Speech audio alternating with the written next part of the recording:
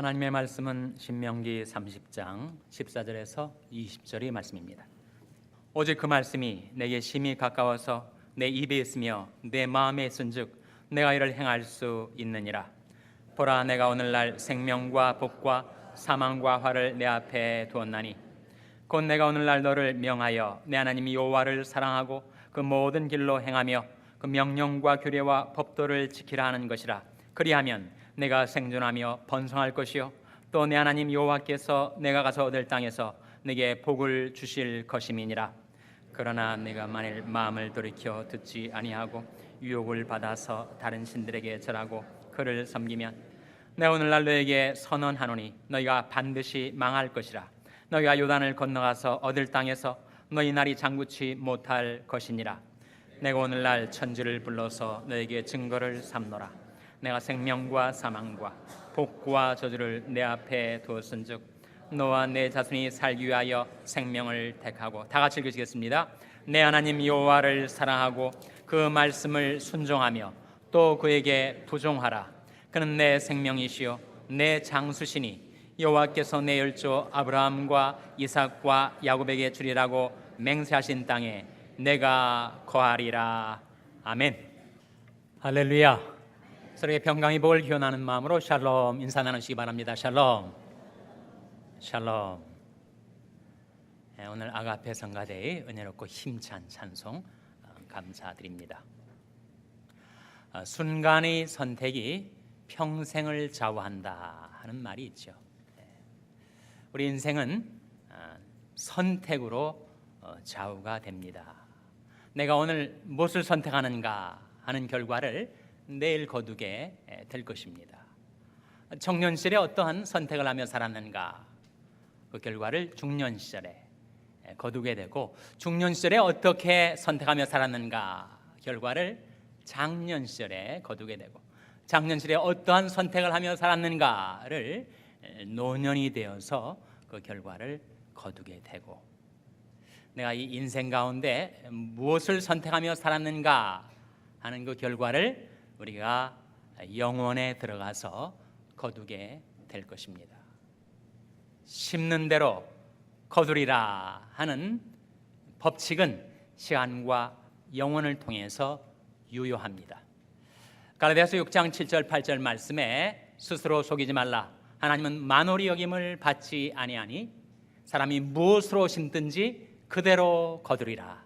자기 육체를 위하여 심는 자는 육체로부터 썩어질 것을 거두고 성령을 위하여 심는 자는 성령으로부터 영생을 거두리라고 말씀하시고 있습니다. 그래서 우리 인생은 선택에 의해서 좌우가 되는데, 내가 무엇을 선택할 것인가? 하나님께서 우리 앞에 생명이냐 사망이냐, 복이냐 저주냐, 양자를 택일하라 하는 말씀이 19절에 나오죠. 같이 읽겠습니다. 신명기 30장 19절 말씀 같이 읽겠습니다. 시작. 내가 오늘날 천지를 불러서 너에게 증거를 삼노라. 내가 생명과 사망과 복과 저주를 내 앞에 두었은즉 너와 내 자손이 살기 위하여 생명을 택하고 하는 말씀이 나오죠. 무엇을 택하라고요? 생명을 택하라. 생명이냐 사망이냐, 복이냐 저주냐, 그 갈림길에 서 있는 우리를 향하여 하나님은 너와 내 자손은 생명을 택하라. 그래서 순종하며 사는 결과 하나님이 예비하신 축복을 받아 살아가라. 성경의 법칙입니다. 순종하면 축복받는다, 불순종하면 저주받는다.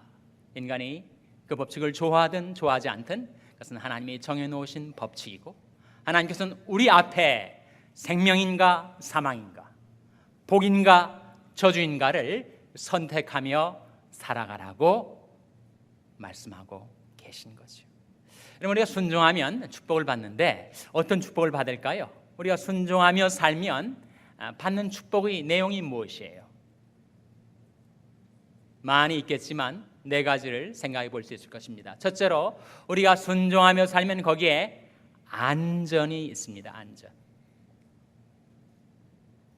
길에는 자동차가 다니는 차도가 있고 사람이 걸어다니는 보도, 인도가 있는데 아니 걷던 사람이 느닷없이 차도로 뛰어들면 어떻게 되는가요? 자동차 사고를 당하는 거죠. 잠언 14장 12절 말씀에 어떤 길은 사람이 보기에 바르나 필경은 사망의 길이니라 하는 말씀이 있어요. 길을 잘못 선택하면 우리는 사망길로 접어들게 된다는 것입니다. 전도서 8장 5절에 보면 그 명령을 지키는 자는 화를 모르리라 그런 말씀이 나와요. 즉 왕의 명령을 말하는데 왕이 신하들에게 백성들에게 뭔가 명령을 내렸단 말이죠. 그러면 그 명령을 받은 백성이 왕의 명령을 순종하며 살려 할 때 왕은 자기 왕권을 가지고 그 백성을 지켜줍니다. 하물며 만왕의 왕 되신 하나님께서 너희는 이렇게 살라 명령해 주셨을 때 우리가 그 명령을 지켜 살려 하면 하나님께서는 하늘과 땅의 모든 권세를 가지시고 그 명령을 지켜 사는 하나님의 백성들을 그 왕권으로 보호해 주십니다.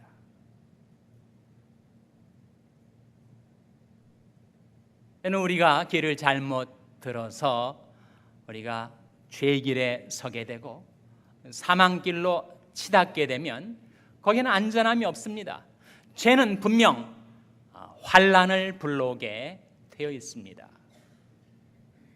그렇잖아도 환난 풍파많은 이 세상에 살면서 자꾸 죄의 길을 잘못 선택하여 행하면 그것은 자기가 화를 자초하는, 화를 불러오는 자해 행위를 하는 것과 다를 바가 없는 거죠. 여러분 어디에 안전함이 있을까요? 하나님의 말씀의 길로 행하는데 거기에 안전함이 있습니다. 여호와 이름은 견고한 망대라 의인은 그리로 달려가서 안전함을 얻느니라. 말씀을 순종하며 살아가는 하나님의 백성들에게 주시는 순종의 축복 첫 번째 그것은 바로 안전입니다. 하나님이 지켜 보호해 주시니까. 둘째로 순종의 축복이 무엇인가? 그것은 바로 자유입니다. 우리가 순종하며 살면 자유를 누려요. 그러나 우리가 불순종하여 죄에 매이게 되면 우리는 죄의 결박, 죄의 속박에서 헤어나오질 못한 채 자유를 상실하게 됩니다. 그래서 예수님께서 자기를 믿은 유대인들에게 이렇게 말씀하셨어요. 너희가 내 말에 거하면 참 내 제자가 되고 진리를 알지니 진리가 너희를 자유케 하리라.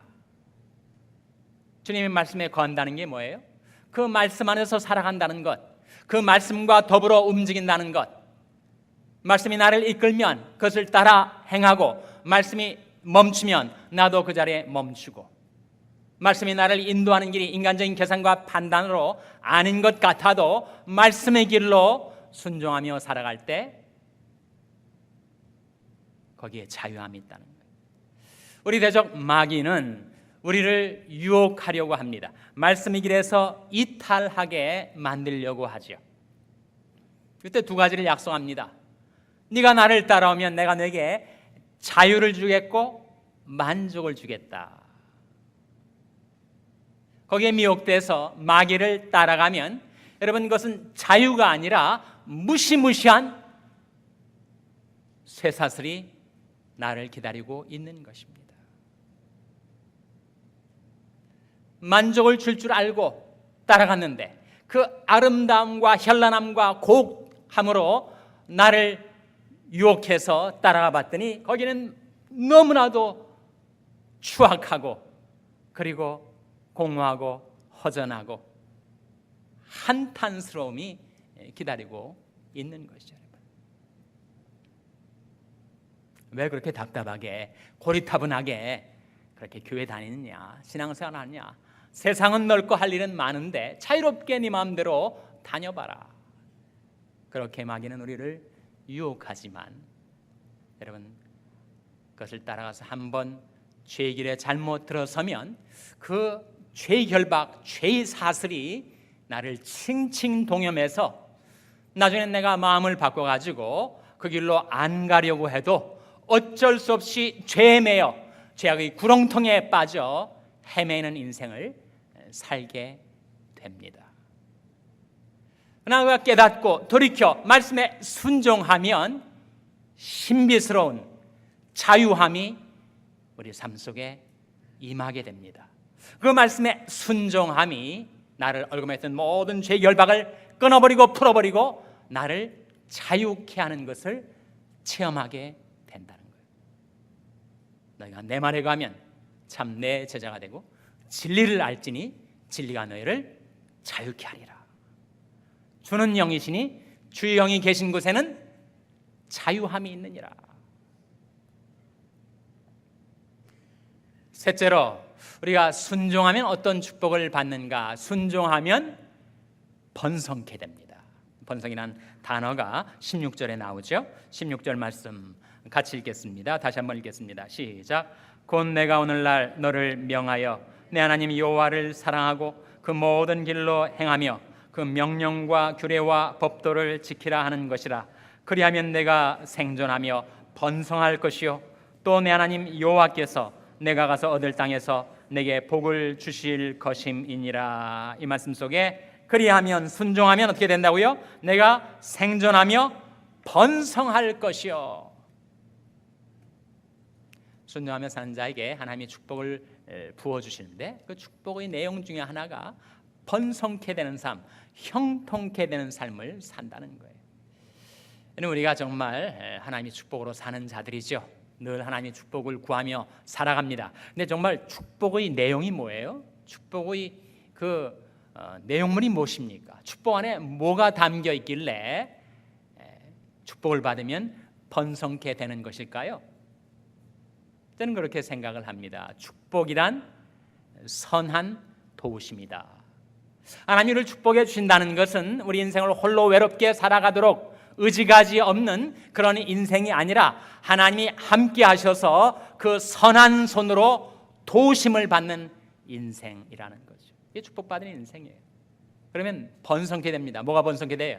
믿음도 번성케 되고 평안도 번성케 되고 자식들도 번성케 되고 재물도 번성케 되고 하나님이 축복하셔서 그 선한 손으로 도와주시는 인생은 번성케 되는 축복을 받아듭니다. 넷째로 하나님께서 순종하는 자에게 베풀으신 축복이 무엇인가? 그건 바로 생명입니다. 생명. 20절 같이 읽겠습니다. 20절 말씀 시작. 내 하나님 여호와를 사랑하고 그 말씀을 순종하며 또 그에게 부종하라. 그는 내 생명이시요 내 장수시니 여호와께서 내 열조 아브라함과 이삭과 야곱에게 주리라고 맹세하신 땅에 내가 거하리라. 그는 내 생명이시요 내 장수시니 라고 말씀하고 있습니다. 우리가 하나님의 말씀의 길로 행하면 우리는 생명길로 행합니다. 또 그러는 동안에 우리는 생명을 누리며 살게 됩니다. 여러분이 들고 있는 이 성경책은 지도책입니다. 맵과 같습니다. 그리고 성령은 살아계신 말씀이시기 때문에 여러분이 운전할 때 내비게이션, GPS와 같아요. 미국에서는 운전할 때 내비게이션을 따라 이제 길을 찾아가지만 한국에서는 운전하는 전방 몇 미터에 경찰이 도사리고 있다. 그것까지 다 알려준다는 거예요. 그래서 운전해 가는데 전방 300m에 경찰이 숨어 있으니 속력을 줄이시오. 그렇게 나오질 않고 내비게이션에서 여자 목소리가 나와가지고 오빠 돈 많아? 오빠 돈 많아? 그렇게 합니다. 돈 많으면 티켓 끊기라는 거죠. 내비게이션은 우리가 길을 잘못 들었을 때 그 길로 가지 말고 이 길로 행하라고, 또 잘못된 엉뚱한 곳에 가 있으면 유턴해서 다시 돌아오라고 일러주지. 살아계신 말씀인 성령은 우리 삶 속에 오셔서 이 길이 정론이 이리로 행하라고 말씀을 들려주십니다. 내가 너희 갈 길을 가르쳐 보이고 너를 주목하여 훈계하리로다고 하십니다. 그런데도 우리는 잘못 판단하고 잘못 선택해서 엉뚱한 곳에 가서 헤매일 때가 있습니다. 이 나폴레옹이 병사들을 데리고 저희 멀리 있는 산을 가리키며 저 산으로 진격하라 해서 군사들 다 병사들 끌고 가봤더니 거기가 아닌 거예요. 나폴레옹이 하는 말이 여기가 아닌 게벼 그렇게 얘기를 했어요. 군사들이 아주 힘들죠. 이번엔 또 다른 산을 가리키면서 저 산으로 진격하라 해서 가봤더니 또 이 산도 아닌 게벼 그랬다는 거예요. 병사들이 뭐라고 했겠습니까? 나폴레옹이 아닌 게벼 그렇게 얘기를 해요. 여러분, 우리가 만약에 이 세상을 살다가 인생길을 걷다가 나중에 죽은 다음에 천국인 줄 알고 와봤는데 여기가 아닌 게벼 그렇게 되면 어떻게 되겠습니까? 그때 유턴할 수가 있습니까? 다시 지상으로 인생으로 되돌아올 수가 있습니까? 그것보다 더 큰 낭패가 어디에 있겠습니까? 하나님의 말씀에 순종하며 사는 삶이 축복인 이유는 그 말씀이 우리의 생명이기 때문입니다. 요한복음 12장 50절 말씀에 예수님께서 나는 그의 명령이 영생인 줄 아노라 하셨어요. 하나님의 명령이 영생이라는 것입니다. 요한일서 2장 17절 말씀에 이 세상도 그 정욕도 지나가되 오직 하나님의 뜻을 행하는 이는 영원히 거하느니라. 누가 영원히 거한다고요? 이 세상도 지나가고 정욕도 지나가지만 하나님의 뜻을 행하는 이, 하나님의 말씀에 순종하며 사는 이는 영원히 거한다는 것입니다. 우리 이런 말씀을 들으면 우리 마음속에 막 순종하고 싶은 의욕이 막 생겨요. 근데 뭘 순종해야 될지 잘 모르겠어요. 하나님, 제가 어떻게 무엇을 순종하며 살리까? 두 가지 우리가 순종하며 살 하나님의 말씀을 들어보십시오. 베드로전서 1장 15절 16절 말씀에 오직 너희를 부르신 거룩한 자처럼 너희도 모든 행실에 거룩한 자가 되라. 기록할 때 내가 거룩하니 너희도 거룩할지니라 하셨느니라 하는 말씀이 나옵니다. 우리가 순종해야 할 말씀이 바로 거기에 있습니다. 거룩하게 살라 하시는 명령이죠. 여러분, 우리가 이 세상 살면서 죄를 범하게 되는 것은 언젠가 바깥에서 계속 유혹이 들어옵니다. 내 안에 욕심이 솟구쳐 올라요. 밖에서 들어오는 유혹과 내 안에서 생겨나는 욕심이 만날 때 거기에 죄가 성립이 돼요. 우리가 죄를 범한다는 말입니다. 그리고 계속 그 죄의 길로 고집스럽게 강팍한 마음으로 그 길로 행하면 어떻게 되는가? 사망에 떨어집니다. 야고보서 1장 14절 15절 말씀에 오직 각 사람이 시험을 받는 것은 자기 욕심에 끌려 미혹됨이니 욕심이 잉태한즉 죄를 낳고 죄가 장성한즉 사망을 낳느니라. 바깥에서 들어오는 유혹을 내 욕심으로 반길 때 그 죄를 범하게 되고 그 죄의 길에서 계속해서 행하다 보면 사망에 떨어지게 되는데 그때의 사망은 영적인 사망과 육체적인 사망을 아울러 가리킵니다. 영적으로도 사망에 이르러 하나님과의 교제가 단절되고 그 육신도 생명의 근원에서 떠나 있으니 그러다가 죽고 만다는 거죠.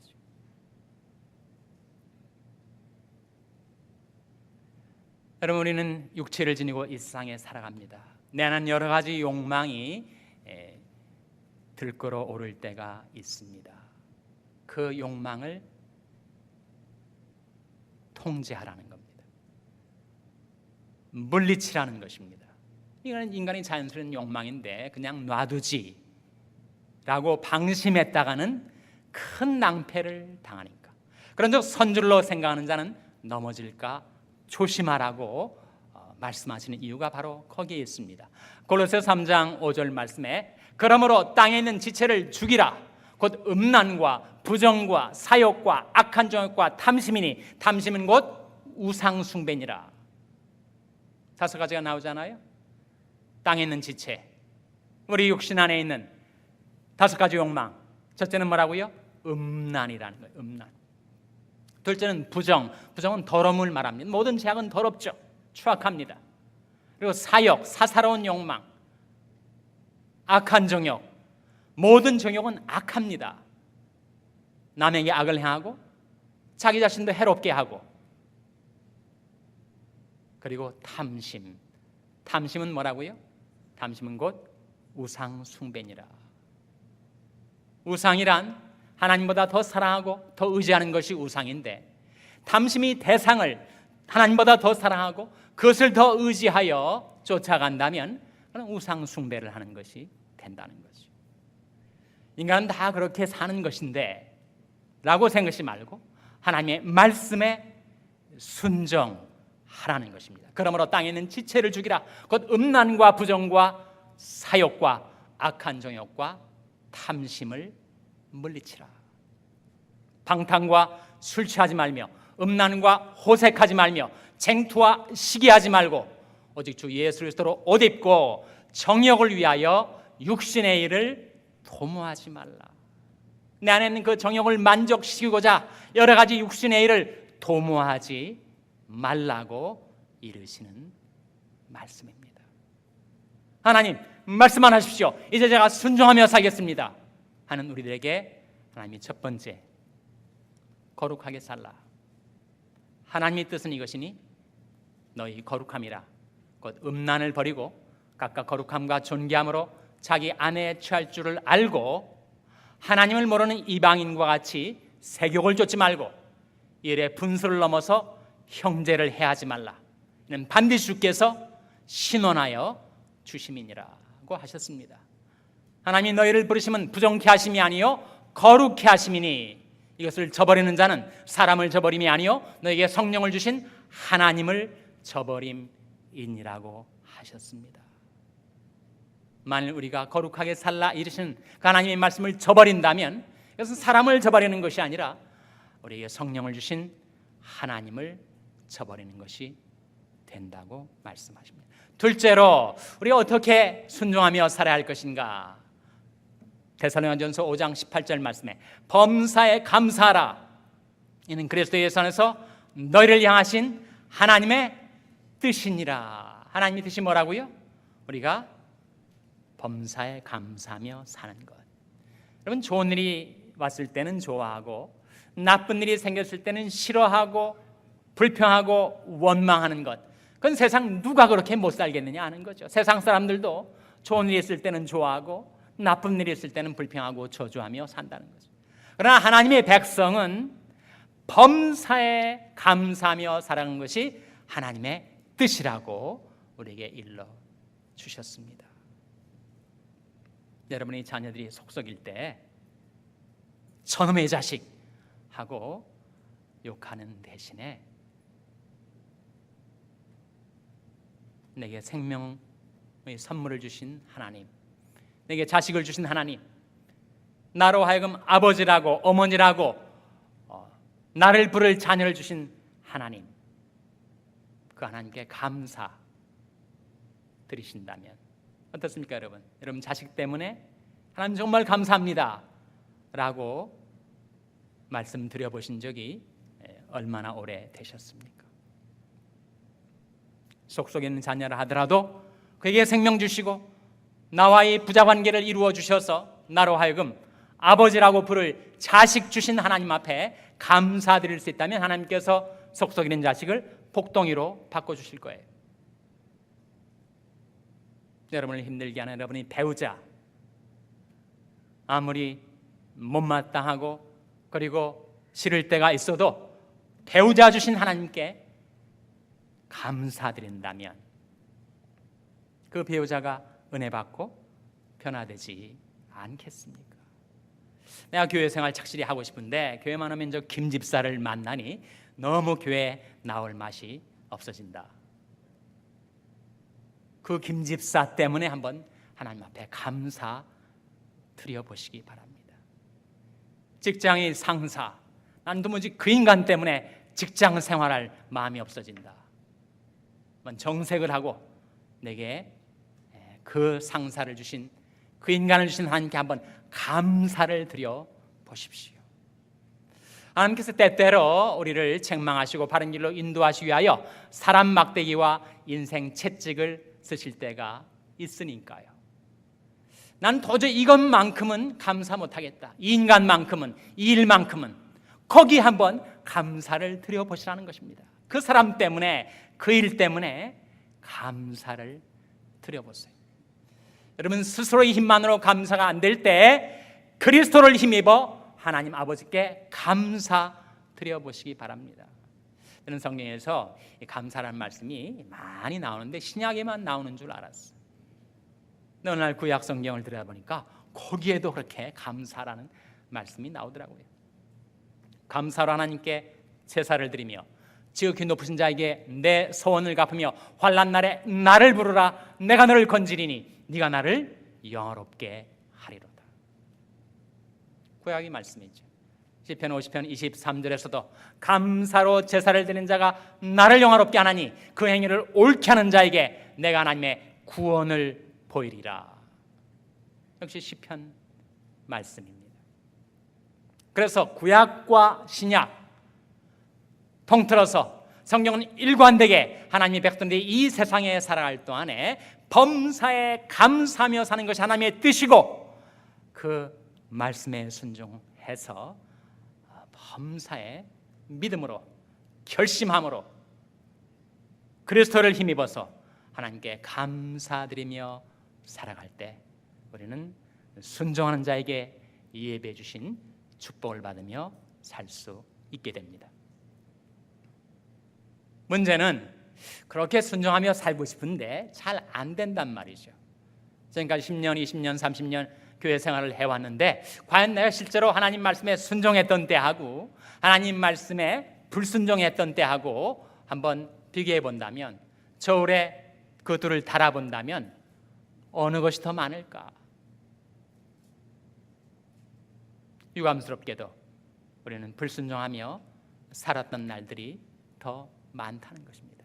그러한 우리들을 향하여 이제 순종하며 살 수 있는 비결이 14절에 제시되어 있습니다. 신명기 30장 14절 말씀 같이 읽겠습니다. 14절 말씀 시작.